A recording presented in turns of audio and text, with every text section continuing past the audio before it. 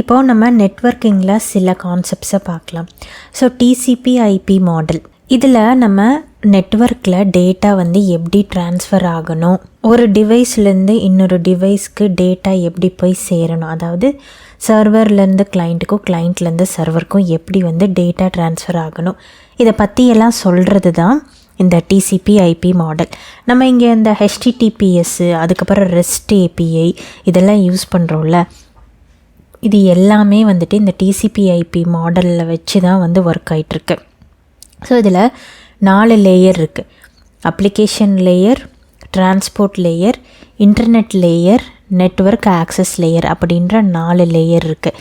So application layer அப்படின்னா இதுதான் வந்து இருக்கிறதுலே டாப் லேயர். வேறு மாடல் இருக்குது, அதிலெல்லாம் 7 லேயர் இருக்குது. ஆனால் அந்த TCP/IPயில் 4 லேயர் மட்டும்தான். இப்போ நம்ம அந்த என்ன சொல்கிறது, HTTP, TCP, IP இந்த எல்லா ப்ரோட்டோக்காலும் இந்த TCP/IP மாடல் மேலே தான் வந்து ஒர்க் ஆகிட்டுருக்கு. ஒரு மைக்ரோ சர்வீஸ் டெவலப்பராக இது ஏன் நமக்கு முக்கியம் அப்படின்னா, இப்போ நம்ம எழுதுகிற ஸ்ப்ரிங் பூட் அப்ளிகேஷனோட REST API கால்ஸு, க்ளவுடு கியூபர்நெட்ஸ்க்கு நடுவில் நடக்கிற சர்வீஸ் டு சர்வீஸ் கம்யூனிகேஷன், இது எல்லாமே TCP/IP ஸ்டாக் மேலே தான் வந்து எக்ஸிக்யூட் ஆகிட்டுருக்கு. ஓகே, ஸோ அடுத்ததான் இப்போ வந்துட்டு ஒவ்வொரு லேயராக என்னென்னு பார்க்கலாம். ஸோ அப்ளிகேஷன் லேயர் தான் இருக்கிறதுலே டாப் லேயர் அப்படின்னு பார்த்தோம்.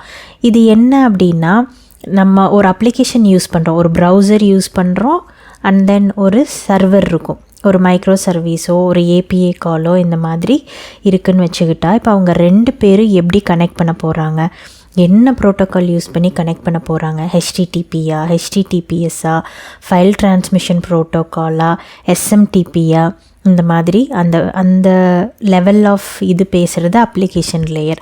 டிரான்ஸ்போர்ட் லேயர்னால் அதுக்கு கீழே இருக்கிற லேயர். இப்போது 2 கம்ப்யூட்டர் இருக்குது, அதற்கு நடுவில் அது வந்து டேட்டாவை ட்ரான்ஸ்ஃபர் பண்ணிக்கிட்டு இருக்குது. இப்போது அது 2க்கு நல்ல டேட்டா ட்ரான்ஸ்ஃபர் ஆகும்போது எந்த எரரும் எக்ஸப்ஷனும் வராமல் நம்ம டேட்டாவை ட்ரான்ஸ்ஃபர் பண்ணணும்.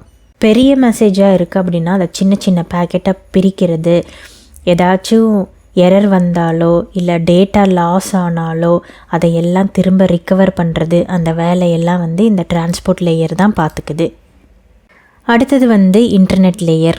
இங்கேயும் வந்து டேட்டாவை பேக்கெட்டாக பிரிக்கிறோம். எதனா எரர் வந்துச்சுன்னா, எரர் வந்ததுன்னு எப்படி கண்டுபிடிக்கும், டேட்டாவோட செக்ஸம் யூஸ் பண்ணிவிட்டு டேட்டா கரெக்டாக தான் ரிசீவ் ஆகிருக்கு, அப்படி ஆகலைன்னா திரும்ப அனுப்புறது, இந்த மாதிரி வேலைங்கள்லாம் இந்த லேயர் தான் பார்த்துக்குது. ஓகே, நெக்ஸ்ட் லேயர் வந்துட்டு ஃபிசிக்கல் லேயர், லிங்க் லேயர்னும் சொல்லலாம். இது வந்து ஃபிசிக்கலாக ஒரு ஒயர் மூலமாக, ரவுட்டர் மூலமாக எப்படி இந்த டேட்டா வந்து ட்ரான்ஸ்ஃபர் ஆகுது அப்படின்னு சொல்கிறது தான் இந்த ஃபிசிக்கல் லேயர்.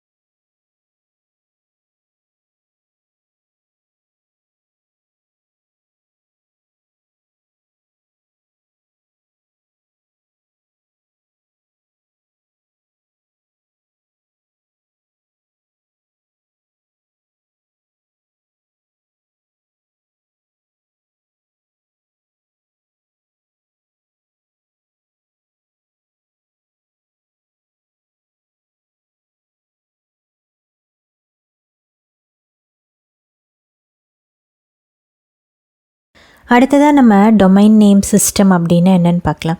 இப்போ ஒரு அப்ளிகேஷன் வந்து ரன் ஆகுது, அதுக்குன்னு ஒரு IP அட்ரஸ் வந்து அசைன் ஆகிருக்கு. இப்போ நம்ம பொறுத்தவரையும் நம்ம IP அட்ரஸில் பேச மாட்டோம். இப்போ கூகுள்னால் google.com அப்படின்னு சொல்லுவோம், அப்போ தான் அது நமக்கு புரியும். ஆனால் மெஷின்ஸுக்கு வந்துட்டு அந்த நேம் தெரியாது, IP அட்ரஸ் தான் அதுக்கு தெரியும். ஸோ இந்த DNS என்ன பண்ணுது அப்படின்னா, அந்த டொமைன் நேமை IP அட்ரஸ் கூட மேப் பண்ணுறது தான் இந்த DNSோட வேலை.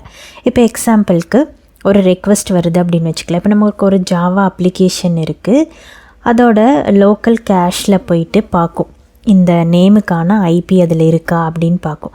சரி, அந்த இதுக்கான ஐபியை கண்டுபிடிக்க முடியல அங்கே அப்படின்னா அடுத்து வேறொரு பக்கம் ரிகர்சிவ் ரிசால்வர் போகுது, அங்கே இல்லைன்னா ரூட் நேம் சர்வர்ஸ் போகுது, அங்கே இல்லைன்னா இந்த மாதிரி ஒவ்வொரு பக்கமாக போய் பார்க்குது.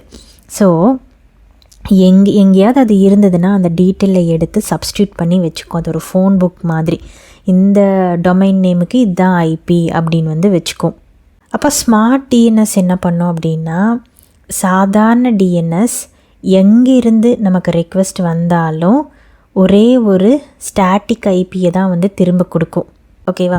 இப்போ நம்ம வேர்ல்டில் எந்த மூலையிலேருந்து இப்போ எனக்கு ஒரு கூகுள்லேருந்து எனக்கு ரெக்வெஸ்ட் வேணும் அப்படிங்கும்போது நான் கூகுளுக்கு கால் அனுப்புகிறேன் அப்படின்னா திரும்ப அது என்னத்தை கொடுக்கும்? ஒரே ஒரு கூகுள் ஸ்டாட்டிக் ஐபி அட்ரஸ் தான் கொடுக்கும். இதே ஸ்மார்ட் டிஎன்எஸ்னால் இப்போ வந்திருக்கிற ரெக்வெஸ்ட்டு எந்த கண்ட்ரிலேருந்து வந்திருக்கு, அவங்க எந்த நெட்வொர்க்கில் இருக்காங்க, அவங்களுக்கான எட்ஜ் சர்வர் என்ன, அப்போ அவங்களுக்கு பக்கத்தில் எந்த சர்வர் ரிசோர்ஸ் சர்வர் எங்கே இருக்குது, எது லோ லேட்டன்சியோட நம்மளால் அவங்களுக்கு கொடுக்க முடியும் அப்படின்னு பார்த்து ஜியோ ரவுட்டிங் பண்ணும். இதை ஸ்மார்ட் டிஎன்எஸ் பண்ணாது. ஸ்மார்ட் டிஎன்எஸ் எப்போவுமே ஒன்று தான் கொடுத்துட்டு இருந்துச்சு. ஆனால் இந்த நார்மல் டிஎன்எஸ் எப்பயும் ஒன்று தான் கொடுத்துருந்துச்சு. பட் ஸ்மார்ட் டிஎன்எஸ் ஐடென்டிஃபை பண்ணும் எது நமக்கு பக்கத்தில் இருக்குது அப்படின்னு சொல்லி பார்த்து ஐடென்டிஃபை பண்ணி கொடுக்கும். இப்போ நெட்ஃப்ளிக்ஸ்லாம் பார்த்தா பல ரீஜியன்ஸில் வச்சுருப்பாங்க.